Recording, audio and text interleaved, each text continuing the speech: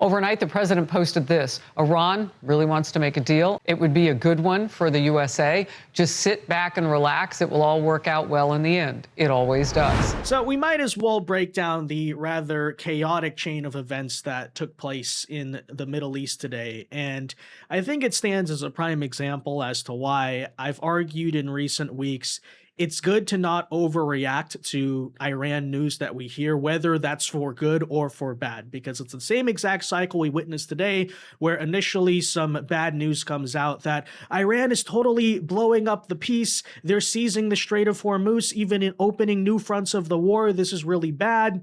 And then hours later, we find out it looks like that's not what's happening, and supposedly negotiations are still ongoing. Although on the flip side, you could also make the case, well, are the negotiations actually progressing? Are they really going anywhere? Or is that just rhetoric? And that's a completely fair point as well, which is why I've said, let's kind of just wait to see when something really happens. And I think today is another case where it looks like something might actually happen. And once again, nothing ever happens, I guess, can be the slogan that is said there. But nonetheless, we'll break it down because I do find it interesting. On one hand, you have a massive power shift that just took place in the Iranian government. Then this drama today over Israel and Hezbollah, and basically how Trump got involved there and what he's currently saying about the state of negotiations. Now, I have maintained that the deal that it appears we purportedly have reached, or are close to reaching, I should say, on paper is a good deal. Obviously, if it is signed and followed through on, if it's actually enforced, which is another issue in itself. But, my overall stance is, again, let's kind of see where this goes. Let's see what happens. I know a lot of people are rushing to one conclusion or the other. They're saying we should just pull out immediately, or let's go bomb them and finish the job. The reason I'm not going to make a definitive statement is because, to some degree, I think on the surface, it looks like Iran's not taking us seriously at all. At the same time, behind the scenes, you don't necessarily know what's going on, right? I think that to an extent, when it comes to these foreign issues and having watched them do trade deals, peace deals in the past, it's also fair to have a reasonable level of trust in Trump's judgment. Not to say I blindly, okay, I'm trusting whatever he says, right? But also, well, maybe there's something behind the scenes that we're not privy to, but, there's actually reason to see if it progresses. That's why I just say, let's wait and see, right? Let's see if the peace deal, at least this month, maybe materializes. And if not, then maybe that's an issue. But, we'll find out, I guess. We'll find out. That's my conclusion right now at the current moment. Nonetheless, we'll break down all of the recent news with the, whole chaos that took place today and frankly the entire weekend. First, though, do us a favor. If you enjoy our content, make sure you hit that like button down below. Subscribe to the channel if you are new. That is the best way to support our work, and it also ensures that you can stay up to date with all of the latest news and coverage. And that said, I think the story actually begins yesterday when we got the rumors. Now, this is still unconfirmed, but this is what Western media is saying, and we have known for months that this guy is trying to resign, but basically, allegedly, the Iranian President Pezeshkian announced his resignation, citing the reason for doing so being the total IRGC takeover of decision-making. And if you've been following our content, you would know that actually the president of Iran, who's part of the political branch of the government, is more so of a moderate and a pragmatist. He's the guy we largely were negotiating with, but you saw every single time we would be close to a deal, and then the IRGC would come in and override it and go back to these unreasonable demands. And, it's just this whole back and forth. And really an issue that arose a lot in negotiations is whether the president actually has the authority if the IRGC keeps threatening him. And in this case, it appears like he's basically just giving up and saying, oh, the military junta is effectively in charge here. Now, while a lot of people maybe celebrated this thinking that, oh, well, look, the government is falling apart, I would say in the short term, this is kind of a bad thing and it's concerning. Now, in the long term, it could end up being a positive, and I'll explain why. And while we're discussing geopolitics, let's not forget the central question behind all of this. If the US and China end up in a full Cold War, which countries would actually emerge ahead? Well, that's exactly what I asked to Claude and what it gave me back.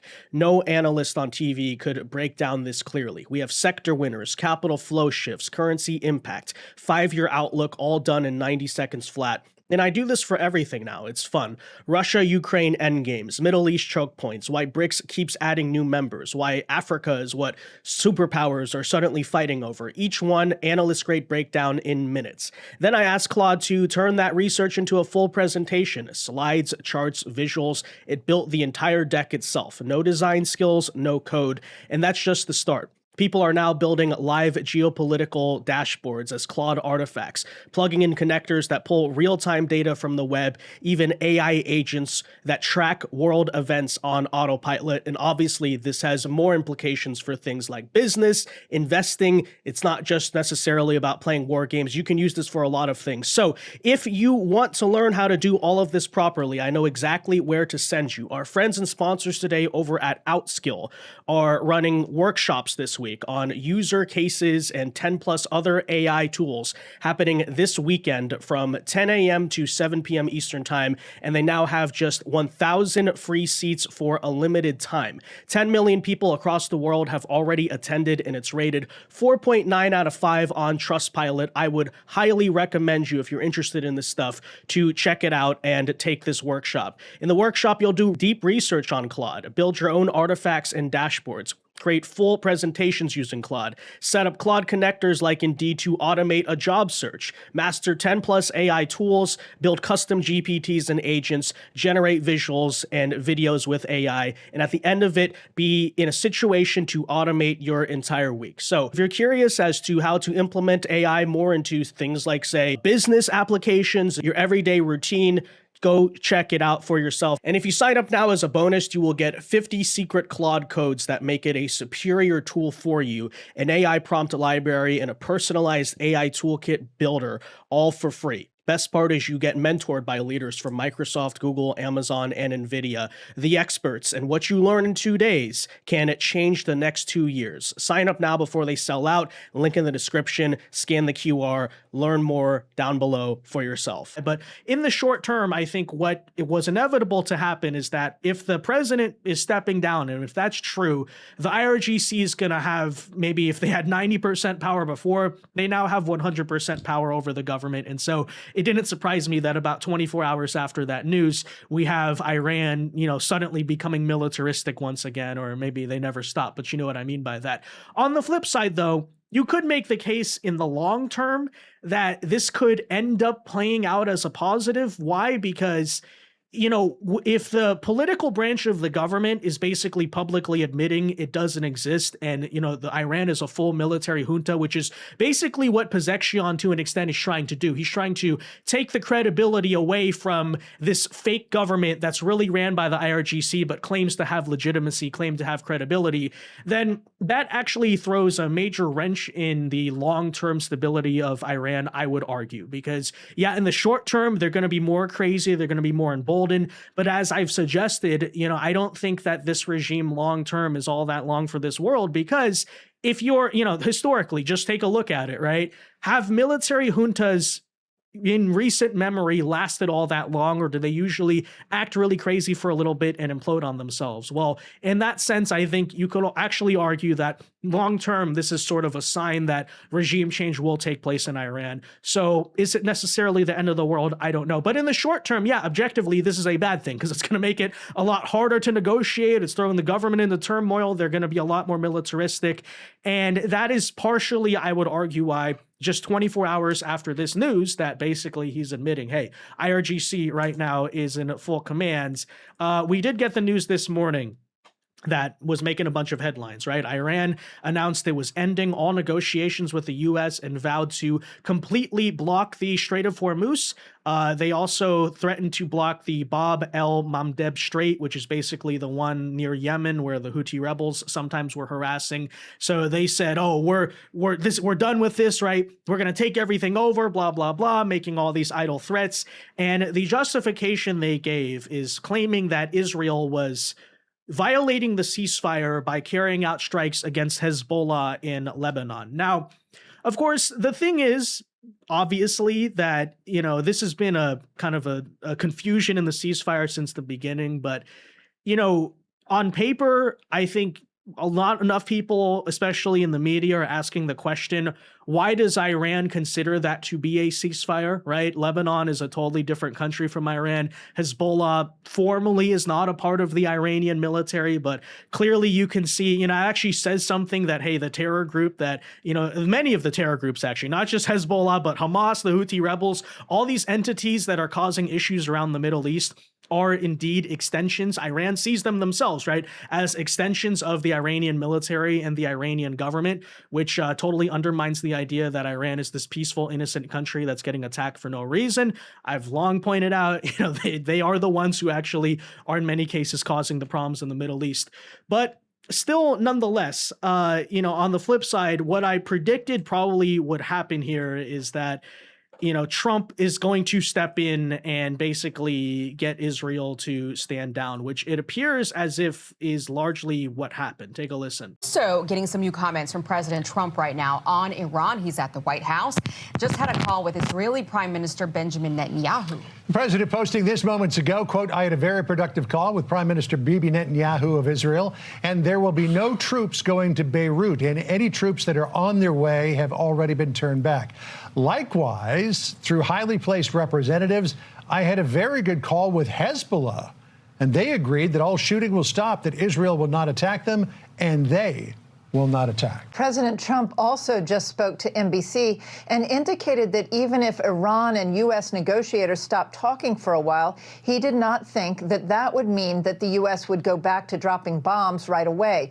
He was asked if he had heard reports that Iran is suspending talks with the U.S. Iran's leaders indicated they are halting talks due to Israel's expanded military operations in Lebanon and Gaza. President Trump indicated he had not heard that Iran had suspended talks. So look, I think this is a situation where multiple things can be true at once. First and foremost, I do believe Iran is being rather bad faith on this whole Hezbollah question because, again, how can they be covered by the ceasefire unless they're an extension of your own armed forces? And if they are, then that's an admission you're invading foreign countries. You're the one causing all the problems in the Middle East. You are indeed actually the imperialist, doing everything that you accuse the so-called Zionist entity in the United States of doing.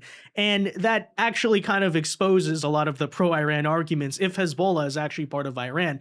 But still, nonetheless, if we were being honest, I don't think it's really about Hezbollah, is it? I think that the IRGC basically, it feels like they just took more power over the government and they were looking for yet another excuse to try to blow up the ceasefire deal or whatever's going on, the negotiations. And that's effectively what the whole Lebanon thing is on Iran's part. It's an excuse because we've watched as they've used other justifications, right? They said, oh, you're sending oil tankers through the strait. That means war. They just keep actually moving the goalposts in terms of what is supposedly the ceasefire and what is not, right? Remember they said moving oil tankers through the Middle East is a violation of the ceasefire?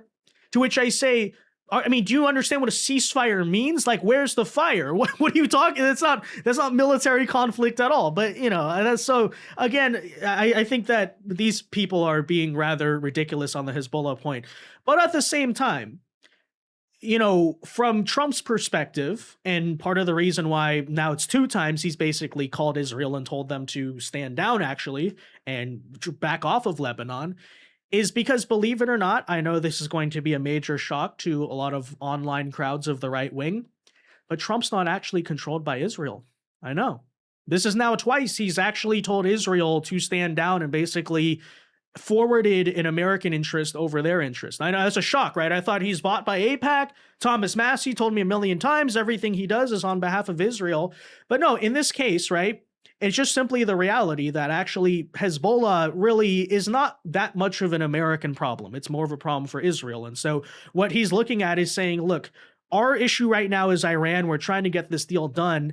And if it causes a hang-up, what's going on in Lebanon, then in the interest of America, I have no problem basically going to Israel and say, hey, just stop what you're doing for now.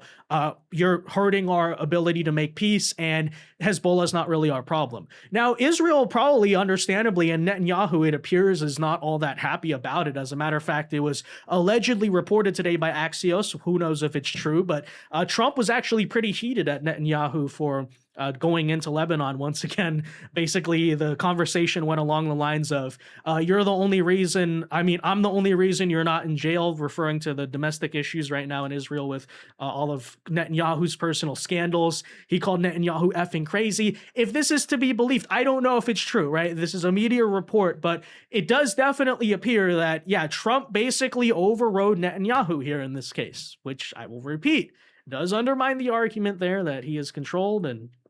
But people are just going to totally ignore that whole fact, I suppose. So, we go basically all to that point. Basically, the beginning of the day, it seemed like everything the world was ending because Iran got mad at Israel, and then Trump basically got the parties to stand down here, it would appear, on both sides.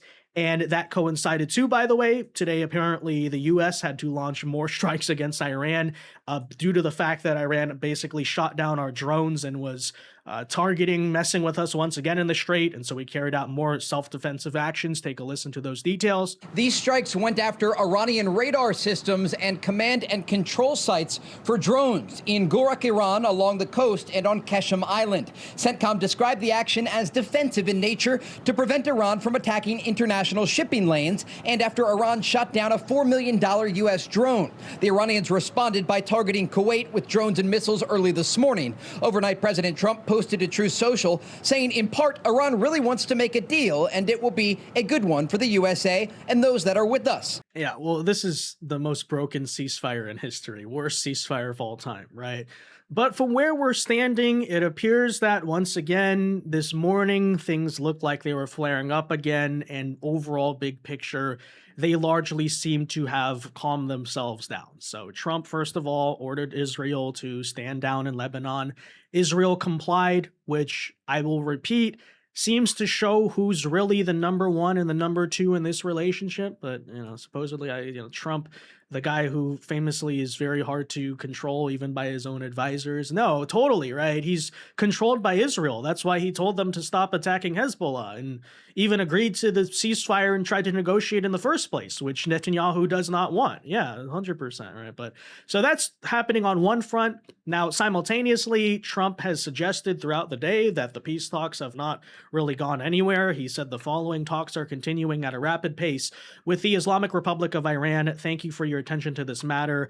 And he suggested in other comments that he expects the deal to be done by about next week. Now, again, we'll see, right? Are negotiations really going on? It seems like this is dragged on for quite a while with publicly at least little to no progress. But as I said, that's something I'm going to wait and see on, right? I'm not going to make a definitive statement because that's something really that you could look very stupid either way, because either, what if the deal does come next week? What if it doesn't? And the part of the reason why, as I said, I'm just going to sit and wait to reserve judgment on that is, well, on the surface, certainly, it seems like negotiations are going nowhere. I will fully concede that. I've kind of broken at several different points and said, okay, it seems like maybe we should just go finish the job because these people are acting like clowns.